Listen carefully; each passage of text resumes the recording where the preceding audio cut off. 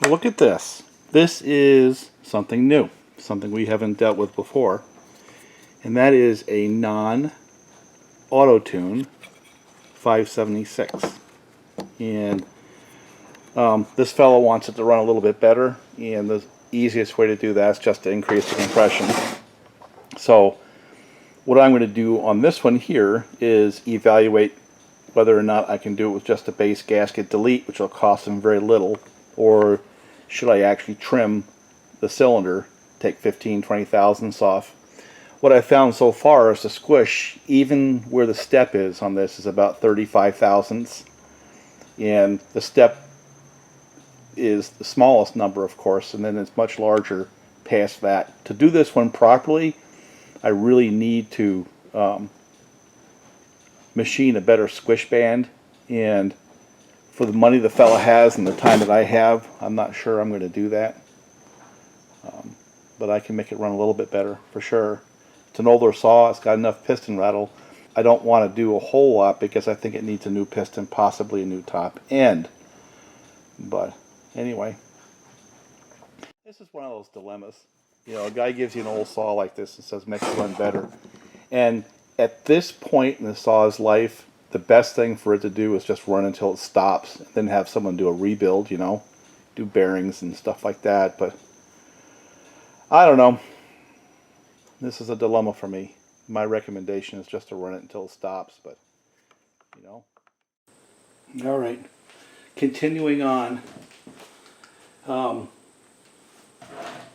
Not going quite as fast as I normally would. Trying to stay focused with dealing with pain meds and the like. So I've been going through this a little bit, trying to sort out what's what. And I've never done one of these, and part of the game for me is exactly that. It's a puzzle, so I want to figure things out. And this is not a how to do video. This is just you watching me muddle my way through a project. But just to sort of bring you up to date, as I was picking around, you got the flywheel, which looks really nice, and I like that crank. The keyway was in a little bag that was in the same bag the flywheel was in, so I'm going to set that in there.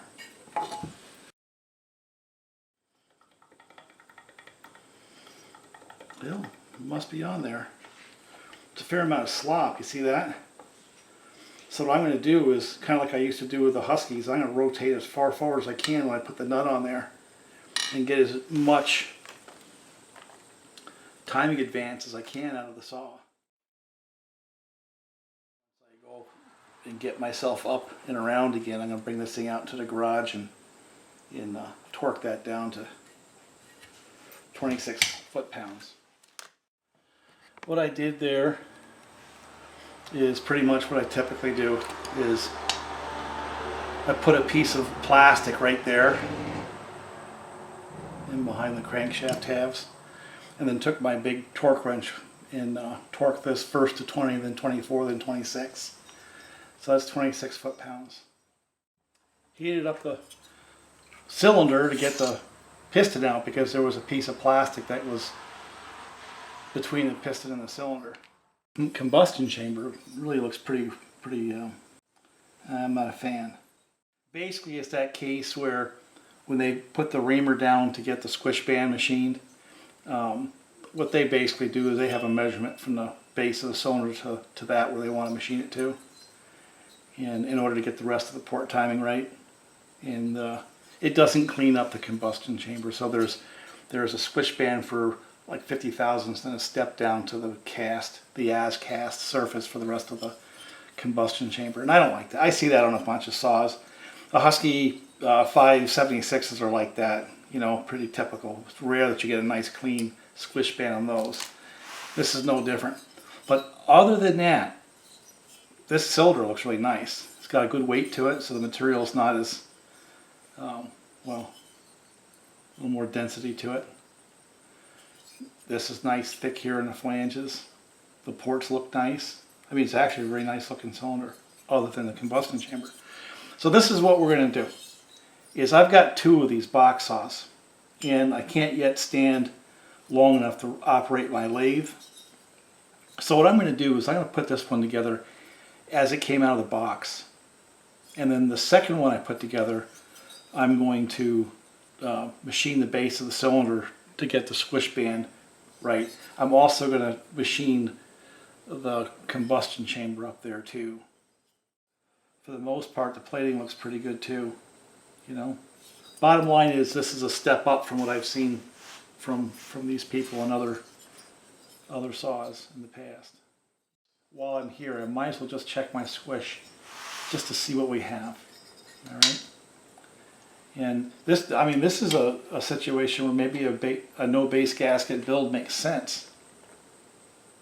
I mean, one of the things I look at before you go there is how much thickness you have here, how much of a sealing surface you have to work with.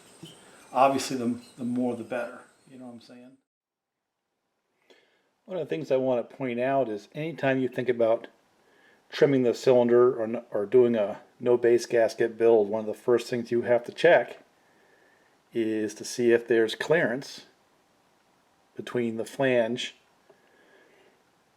and the cases. And if you look at this one here, there's probably 15 thousandths, so it's not an issue. Probably want to cut that down. I just don't have time today. We're just going to do as much as we can out of the box, and then the next version we'll spend a little more time trying to make it more Hilltop saw shop spec, you know.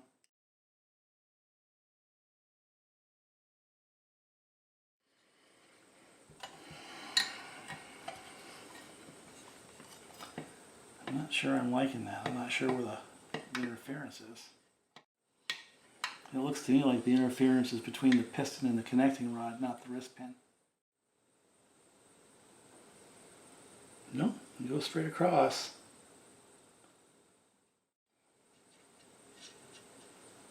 It's not tight there. What I'm looking at here is I can see where it's rubbing on this side and rubbing on that side. So it looks like the bore for the wrist pin and the piston might be okay, but it looks like the casting is just a little bit off, so I've got to go in there and touch those up to get some clearance. You know, otherwise this piston's simply not going to work. So let me go do that with a flat file, clean it up, blow it out, bring it back. I don't think that's an issue that's going to really hurt the saw. I relieved the inside of these bosses just a little bit with a flat file. I don't know, like 5 or 6 strokes. No big issue, but it would be a shocking surprise to me if I didn't have to adjust these saws from time to time, these aftermarket things.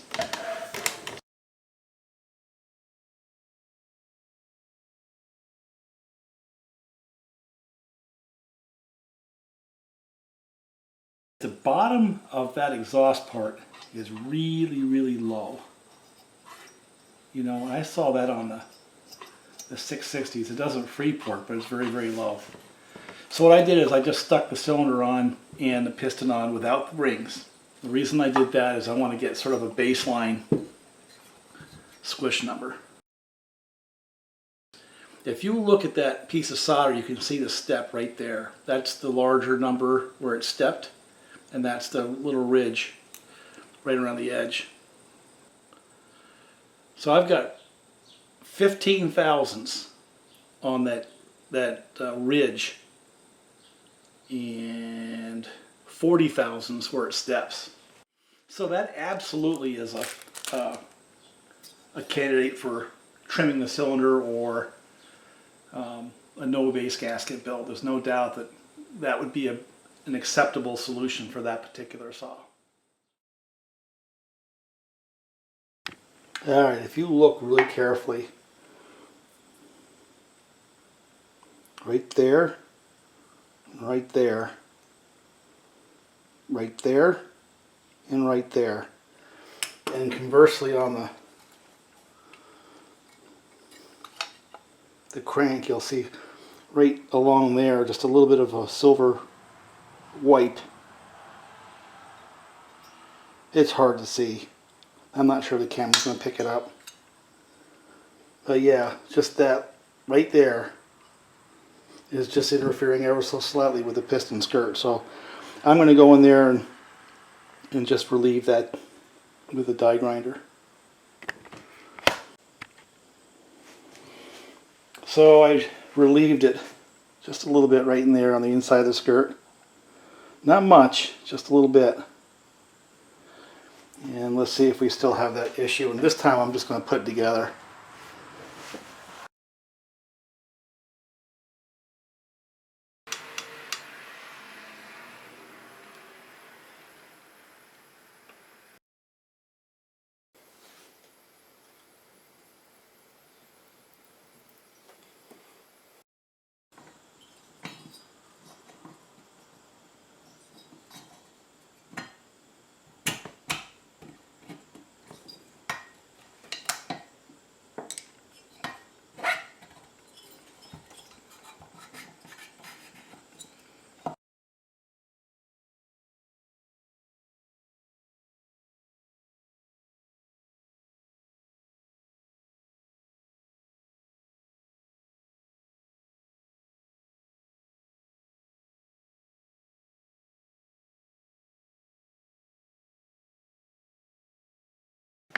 Alright, I'm going to muddle my way through this saw, so you're going to have to learn with me.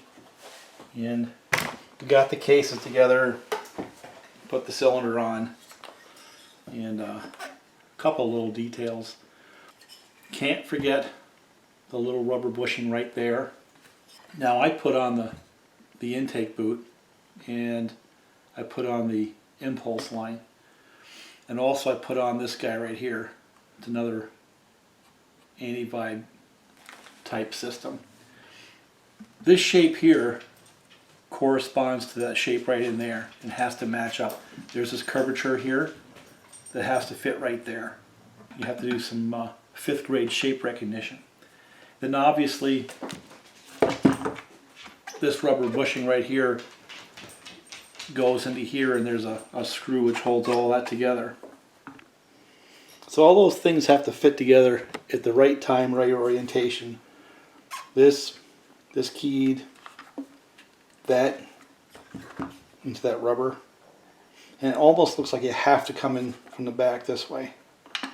But no matter how you look at it, it doesn't go on easy.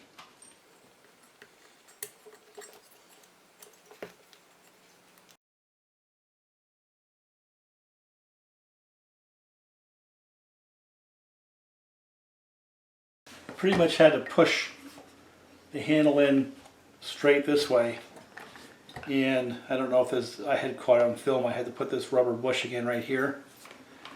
And what I've, oh yeah, this rubber bushing right here, where that's the tank handle slid into that, plus this one right here. Had to get the wires for the ignition to come out through there. The intake boot all the way through to where you even have that right there that covers the impulse line. Now what I need to do next is take the impulse line and put it onto the fitting it has. And then what I've decided to do is I'm going to push this all the way forward and get this one in first, and then I'm just going to leverage that one in. I can't think of any other way. I'm sure there's a better way, and I'm sure somebody else has done it. This is my first time with the 361s, so kind of real time in this one.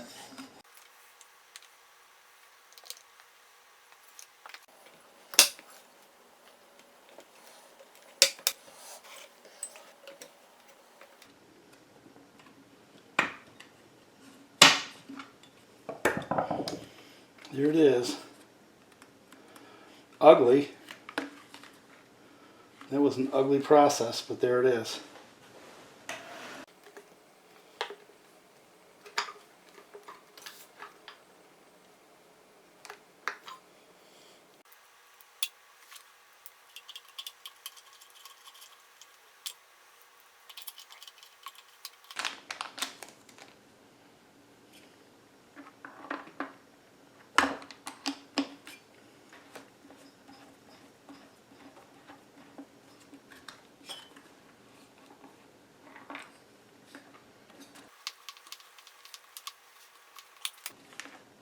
How's that? That's my best guess.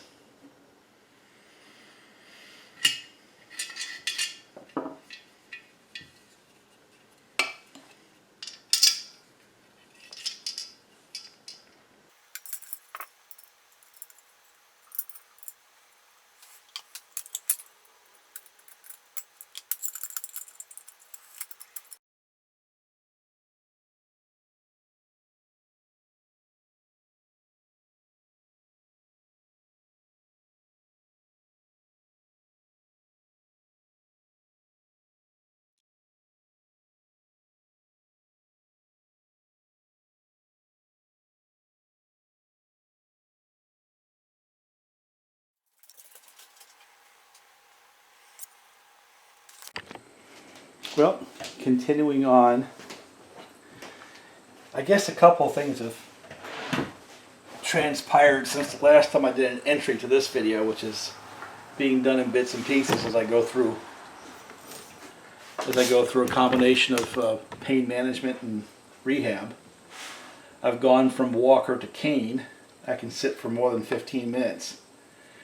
So I come back out here and pick at this and then go back in, do a little rehab and stuff like that. But in my case, generally things are going in the right direction, I hope. I think they are.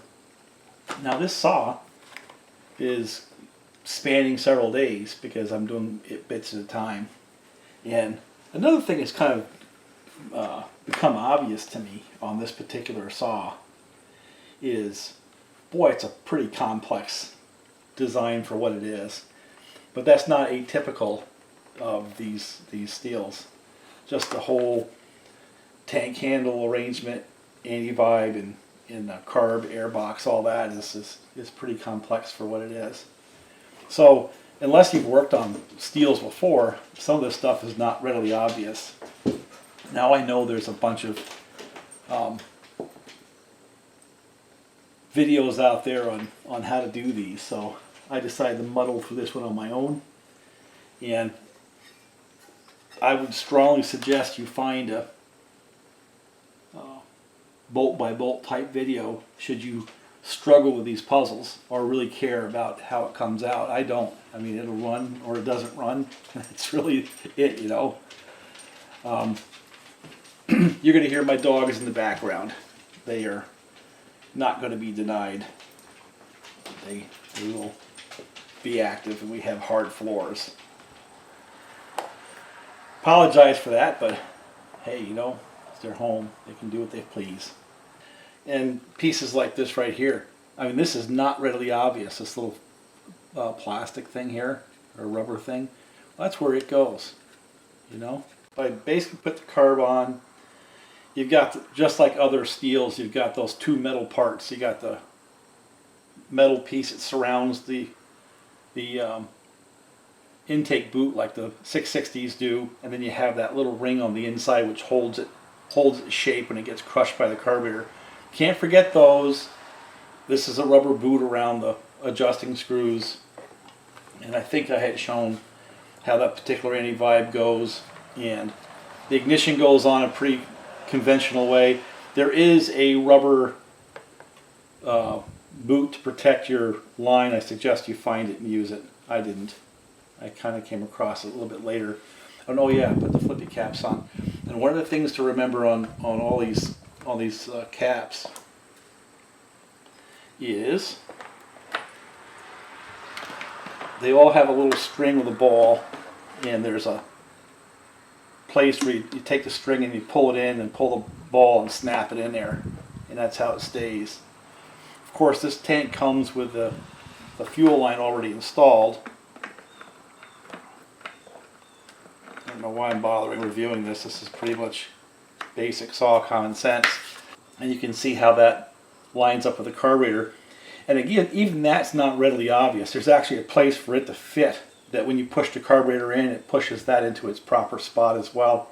So there's just a lot of this little stuff on this saw which, you know, isn't readily obvious if you're used to working on things like Husqvarna's and the more simplistic designs. So I've got to do some more assembly.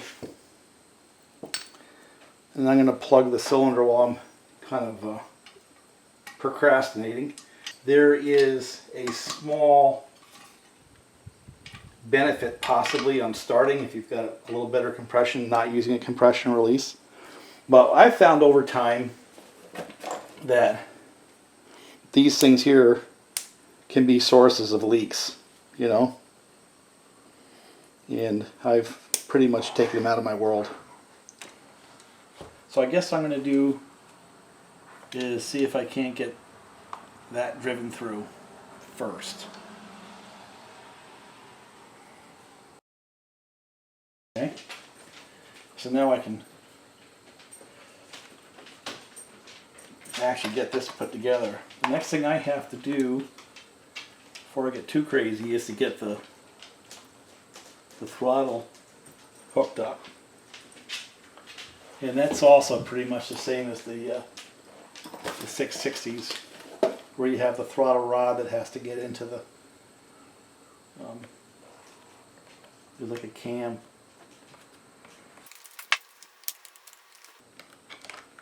Just like that. Jeez, I don't freaking.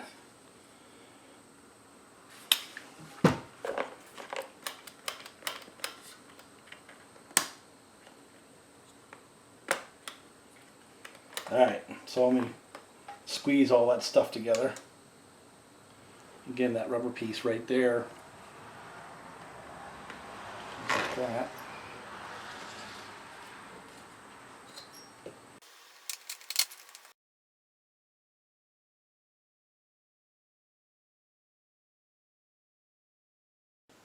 You might have figured out by now, I think these are a little bit kludgy. They're a little bit more complex than they really need to be. I do find it interesting that steel didn't keep this saw in the lineup for very long, but I don't think the complexity had a whole lot to do with it. I think a Husqvarna 562 had a lot to do with it. When you get these clone saws, now you're dealing with a whole different set of numbers because of the cost. And this is a puzzle. Now I do have to say at this point in time that the parts I've used, they look to be pretty good, you know. The quality, the fit and finish of the parts at this point in time seem to be pretty good. My only objection was the cylinder, which I had told you about in one of the prior videos. But the rest of this stuff doesn't look bad at all. I haven't run into parts that are obviously, you know, subpar to the point where you want to sub in OEM or better aftermarket parts yet. Not to this point in time. Just to put this cover on, it's one of those things you don't want to do a whole bunch of times. You have to make sure these rubber plugs are here that have those holes. You have to make sure that rubber block is on, and you have to make sure that your mount is on. And make sure that you have this rubber piece here on the air box. And last but not least, bumper. Well, I guess not last but not least. You have this one here too. And basically, better thread that in there. Where's my sparking plug? I want to get the sparking plug in before little bits of metal dust get in there.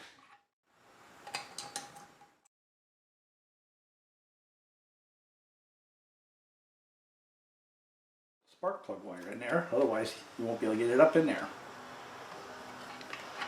Spark plug needs to be out, and now this cover can go on. Like I said, this is just like way too complex. Now you got to figure out how to get all those spears in their receiving spots.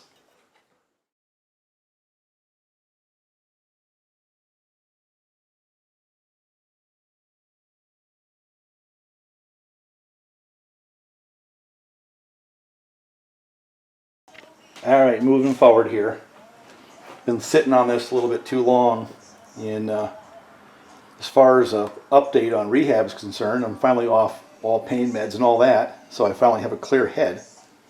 So it's a perfect time to slam this one home and get it done. You know, hopefully the next week I'll be up and around to the point where I can get back out in the tractor and possibly in the woods. If not this coming week, certainly the week after. So we're moving along slowly. Videos will show up over time, but I do have to take my time and get the rehab right, because I only have one shot at this. But anyway, moving forward on the saw, I'm going to put the oil pump in. And like other steels, especially the 660, they've got that cool cast-in passage from the output of the bar oil pump up to this point here to feed the bar. And they've got that little goofy grommet that goes right there. And of course what happens is it seals from that surface to the case, so it pumps the oil up to where the bar is. Pickup tube, it's got a tab, and you got to push it through. Tab's supposed to go straight down.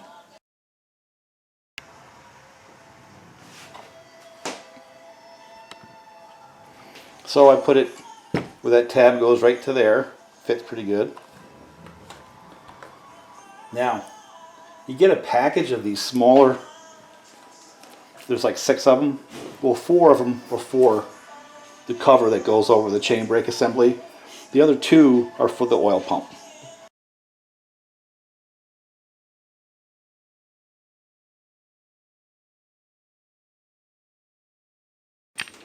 Now there are a couple places that are going to need grease. One being the chain adjuster, the other one being the chain brake assembly, and of course, like I was saying before, the worm gear.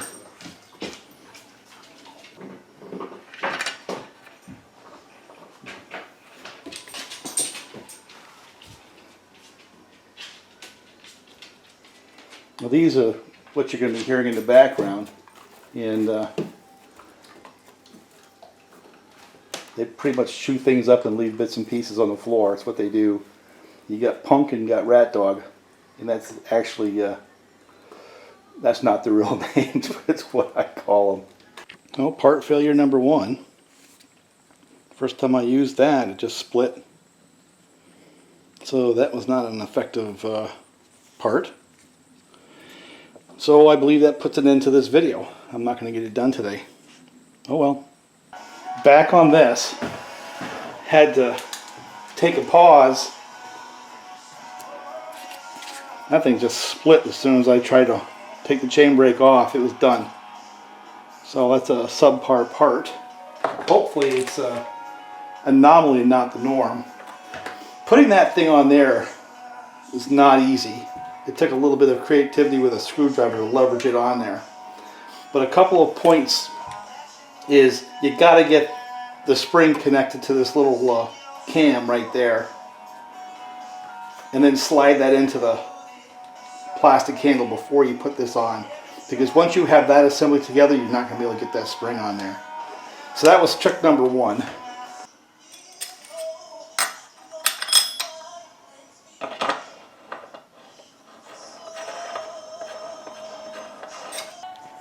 Alright, got that tapped on there.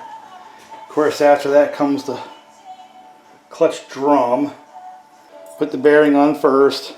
That goes on. That slot has to capture the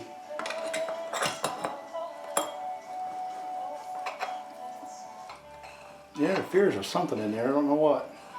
Looks like it interferes with the case a little bit. Well, I figure that'll be a little bit of real-time machining, right?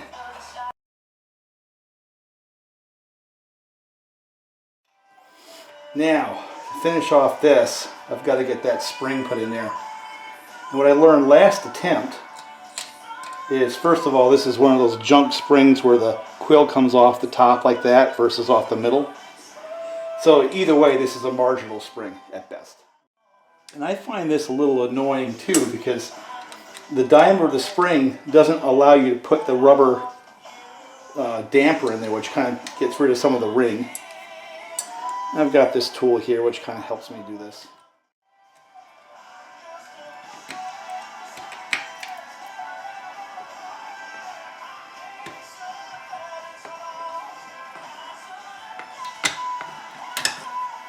And that's how I put that on. And the key is to get the case instead of going all inside so you can manipulate it. If you get this piece here all on the inside, then you can't rotate it around. There's a little tiny circlip that goes up there, that I should have put on before. I'll put it on right now. So I'm going to put the cover on here next.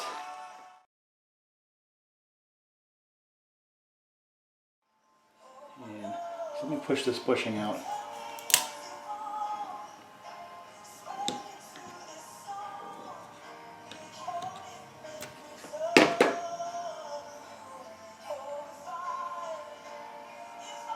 I'm going to guess that's the proper way, like that.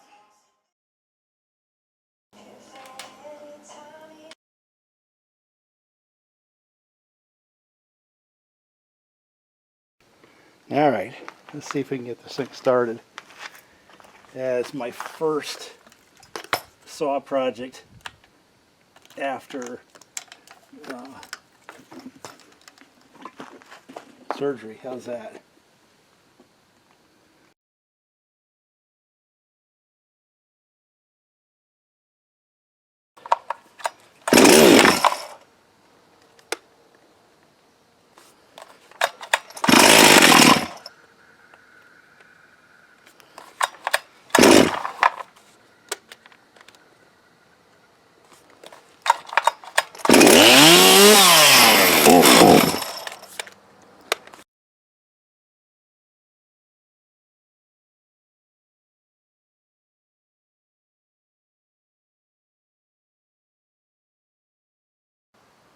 There we go. A little low, a little high. Let's see what it does.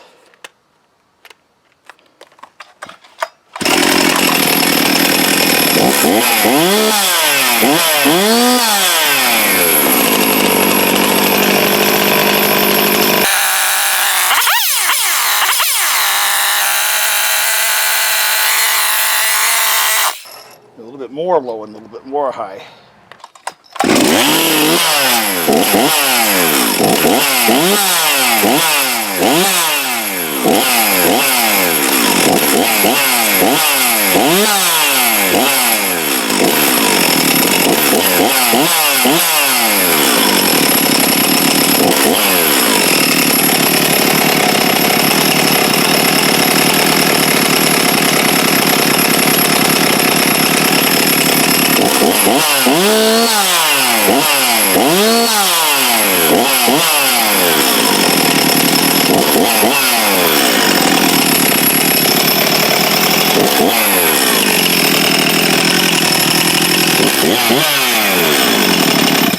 Okay, folks, this is a nice way to start things. I don't know if you noticed, but it's pumping out oil pretty good, so the pump works.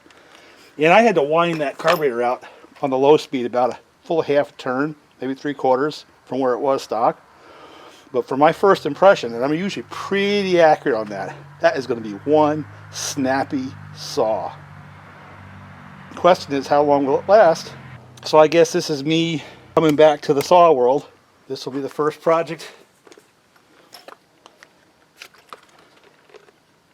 completed.